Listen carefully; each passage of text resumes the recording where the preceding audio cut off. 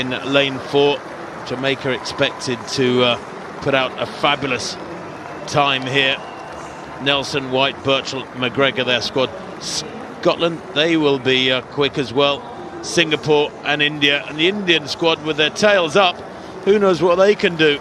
On paper, they may qualify, but frankly, with the advantage of some fabulous results bolstering their spirits this morning by other members of their team, we may see India outperform themselves here.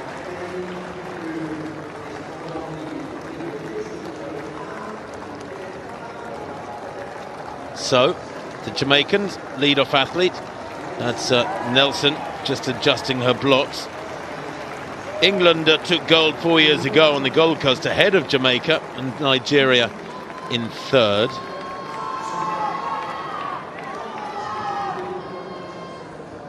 Well, they're still going through their preparations, so let's return our attention to this hammer competition. Meanwhile, the women getting ready for the first of the two semi-finals, top 3 in each going through to the big showdown. Well, Jamaica were champions in Scotland in 2014 in those wonderfully organised games in Glasgow, but beaten by England. Bit of an upset that 4 years ago. They'll want to get back on the top of the rostrum, but first they must get that baton round these 4 athletes. Baton speed is critical. The changeovers need to be smooth, and you can quite often in relays get a squad of moderate talents defeating a squad of super talents if the changeovers are strong. If you can maintain baton speed through keeping it really smooth changeovers, then you can quite often get some rather strange results. Here's the lead-off athlete for the India, Chand. She'll hand over to Das, then Nanda and Iraji. On the outside, they can focus on their own job. The Indian record, 43.37. Singapore go in lane 6. Pereira will hand over to Zaini, then Chandran and Liu. In lane 5, Scotland, always good carriers of the baton at the Commonwealth Games. Matheson, Rees, Malone and Spence, their quartet. In 4, The Jamaicans, well, they start as favourites here surely, with Nelson, White, Birchall and McGregor making up their foursome. Their national record, 41.02. In 3, Azapadi, Richards, Sufuna and Wingfield. Here is the Maltese quartet, and the lead-off runner, Azapadi. She'll hand over to Richards, Kikluna and Wingfield. And then the Maldives on the inside with Hussein, Mohammed, Hassan and Mohammed again making up their foursome. The first 3 automatically make the final, plus the next 2 fastest across the 2 hits. Well, the second fastest time ever is by Jamaica. That was last year at the Olympic Games, 41.02. Only the USA have ever gone under 41 seconds. Anything down in the low 42s is very, very crisp. In fact, only Jamaica have been down there. The Scottish record, for example, 44.35 is the Scottish best this season, 44.35. The first of 2 heats in the women's 4x100 metres. Then the first 3 teams go through by right to tomorrow's final. Maldives in 2, Malta 3, Jamaica going 4 in the yellow, Scotland in 5, Singapore 6, India 7. Away they go, and already Jamaica making up ground on Scotland. Centre of picture, Jamaica almost up alongside Matheson of Scotland. It's been a brilliant leg from Nelson. A safe changeover, not a fast changeover from the Jamaicans. The Scots pretty much matched them, but down the back straight, the second leg runner from Jamaica moving really well at the moment. That is White, she hands over. That was a good changeover from the Jamaicans. Scotland in second, going really well. On the outside, India going pretty well too. It's Jamaica from India at the moment. India having a really good run here. Their backs are up as Jamaica taking over on the final leg. Down the home straight, looking really strong. It's McGregor now, storming away with this. That's an 8 or 9 metre winning margin. India comfortably second, Scotland in third, and a really close battle for the 4th places there. But 43.66 by Jamaica there. Well, it was a safe squad that got it round well enough. Let's hope there are no red flags and that all the changeovers were good for every team. But that was a huge winning margin and an equally huge gap behind India, Rob. Yes, Scotland getting the best of that battle for the third spot. Wingfield was finishing very quickly for Malta on the anchor leg. The Indians had a very sluggish changeover from third to anchor, but how well did they go down the back straight? They've taken second. Scotland have gone through by a couple of tenths of a second. Singapore and Malta very, very close behind, but we will see the Scottish quartet in the final. The Jamaicans are so good. They've got such a great reputation. The Olympic champions, the silver medalists in Eugene, gold in Glasgow, and they've got Elaine Thompson-Herah, who they can draft into the final. Not a bad name to add to the list, a four-time individual Olympic champion. Yeah, Thompson-Herah has looked superb all week, hasn't she? Getting fitter all the time. That was a safe changeover from the Indians on the outside. I expected a little more from Scotland. I thought they'd be closer to India, that's for sure. But look at this changeover from Scotland. Oh, awful changeover, final changeover there from Scotland. Looked to me like the outgoing runner went off a little bit early for them. That was Spence. Indeed, they're only just ahead of Singapore, and you'd expect from a world rule squad like the Scots a bigger margin. But they are through safely. Sorry, Rob. Yeah, so Jamaica, good, India Jamaicans. and Scotland. So good, the Jamaicans. You could see Spence coming under a little bit of pressure there for that third spot with the fast finish of Wingfield from Malta. Watch this last changeover for the Indians, just on the left of picture. Took them a while.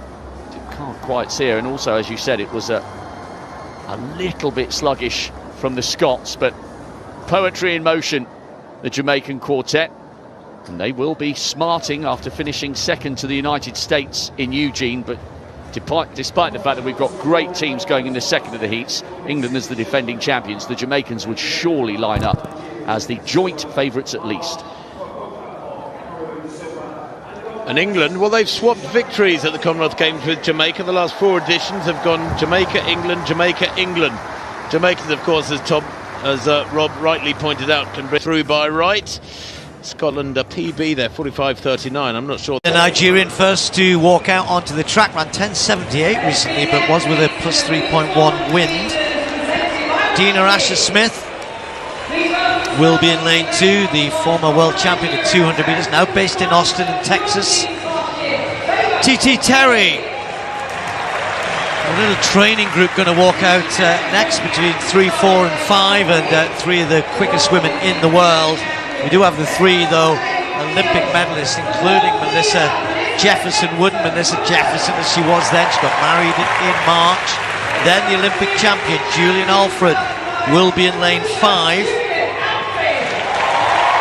From St. Lucia, and it's great to see Sha'Carri Richardson back. She had injury problems all the indoor season, hasn't divulged too much about it. It was back in February, she said. Has only had one race, which was a pretty sedentary affair. And then Tina Clayton and her twin sister Tia Clayton have been ripping it up for Jamaica. The 20-year-old did beat her sister at the National Championships just recently in 10.81. And then you've got the experience of Mary-Josée Talu-Smith from Ivory Coast, still running very well indeed. In lane 9, Maya McCoy, who's thrust herself onto the world stage this year, had looked as though she might take up the opportunity to run for Liberia, but has come back, given that she's running so well, to say USA is the flag I run under.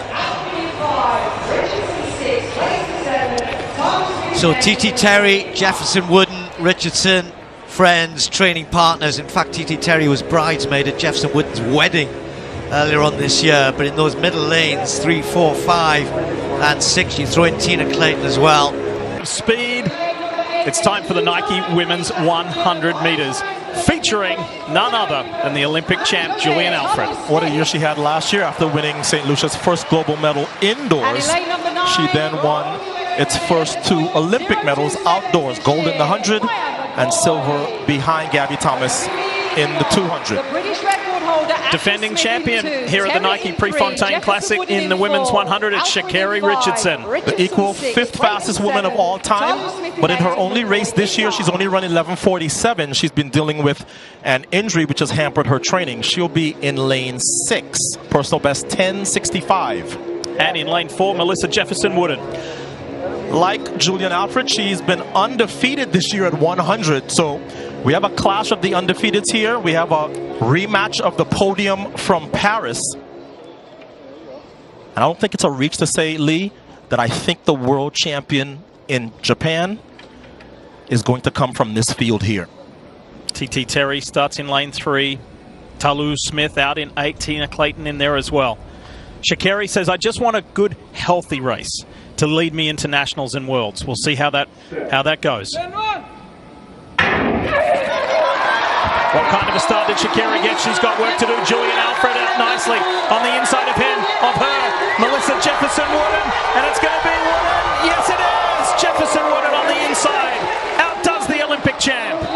Into a minus 1.5 meter per second headwind, she runs 10:75, and it's why a lot of people, based on her Grand Slam exploits, are saying that Melissa Jefferson-Wooden has a real shot at being world champion in the 100 this year. She got the bronze last year in Paris, but she has looked different this year. So it's not a surprise that this is our Prevagen memorable moment of the meet. What a great performance to defeat the Olympic champion and previously undefeated Julian Alfred. But more importantly, Melissa Jefferson rides a spectacular start and keeps her 100-meter undefeated streak going in 2025. And this was not close. The Olympic champion and third placer separate from everybody else. And Sha'Carri Richardson, 9th and last, 11:19. No, Tim, into a headwind. Minus 1.5, 10.75. What would it have been if we'd turned that wind around? Brilliant start from Jefferson-Wooden there.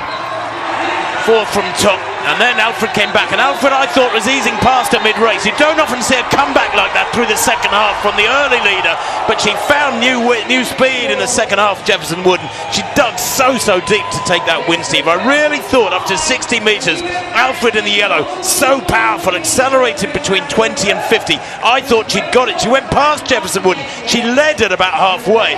Jefferson-Wooden came back at her, and that is so rare in a 100. Yeah, a bit unlucky there, aren't we? Like you said, I was watching that replay halfway down the home straight. The clock's at minus 1.5, yet the flags don't look like it's going in that way. So hi guys, welcome back to my YouTube channel. If it is for the first time coming across my video, guys, feel free to share, comment, and also show me some love to subscribe. Guys, as you have seen me here, I'm wearing my working clothes. I've just sneak out because I love Jamaica, and I've come across a certain video, an Olympic video, and I was so impressed, and I decided to share with you guys. So guys, I hope you have watched that video from the starting point to the end, and you have seen how Jamaica are still impressing, how they are doing good, how they are still performing. So guys, in that video you can see that Jamaicans are still on top. They don't want their flag to go down. They still want people to know that Jamaica is there to stay. Jamaica is there to win. Jamaica is still there. Jamaica is still king in the track and field. So guys, Jamaica have really impressed me, and I think the athletics that have showcased that Jamaica is still a good team. Even they have become #1, and I want to congratulate the athletics because they have made African proud. As Jamaican, we do love and support Jamaica. As Africa, we always cheer up Jamaica, and the athletics have made a very good job, and they have made even their country proud. They have shown that Jamaica is not ready to give up.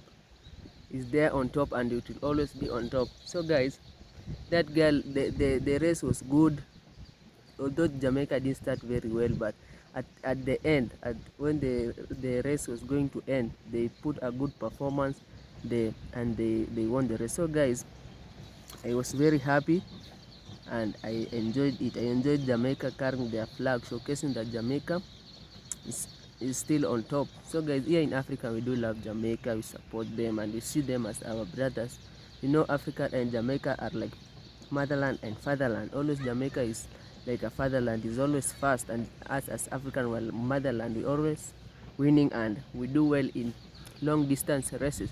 So guys, here in Africa we do love Jamaica, we support them. Even here we have something called the buses, the matatu culture. Here people really love Jamaica, and we have buses containing graffiti of the legendary Usain Bolt, Sharika Jackson, that showcase that here African, especially here where I live in Kenya, we do love Jamaican and support them. Many buses here have graffiti art of Sharika Jackson carrying their Jamaican flag, and we love them so much. Even me myself, I do love Jamaica, and I remember I was supporting Usain Bolt when I was still young. My father could turn on the television, put Olympic, and I knew Usain Bolt when I was still young, and I still support him even though he retired. So guys, I usually set a timer. I know that there is an Olympic at a certain time, and I set a timer so that it can remind me that there is an Olympic and I need to watch. I need to see how Jamaican performing, because I know running in the track and field Jamaican are blessed, like their speed is in their bloodstream.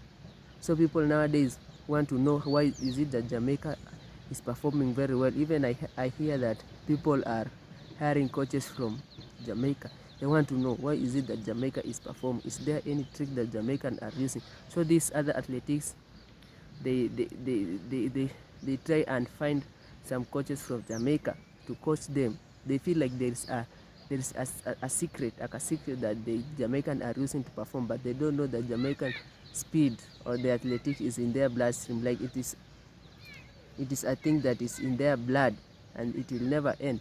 So guys, even nowadays I hear that they also travel. These athletics, they travel to Jamaica, they do some exercise, they interact with the Jamaicans, they build some houses there, they stay there, they wake up early in the morning, do some jogging with the Jamaican to see if they can at least win. But winning against Jamaica is very hard. You have to work hard and you have to work smart, because Jamaica is not an easy team and it will be very difficult to win against them. So guys, I hope that you will show me some love by subscribing. Feel free to comment, and also I want also to thank the other athletics, because they are showcasing that they also have potential. They are doing well, and if they continue like that, they will be winning. So you want to congratulate even India. I seen that India have become the second one. I know it is not used to seeing India performing, but India have performed very well and have showcased that they have potential. So guys, I love you guys. That's why I made this video. I hope that you show me some love back by subscribing. One love.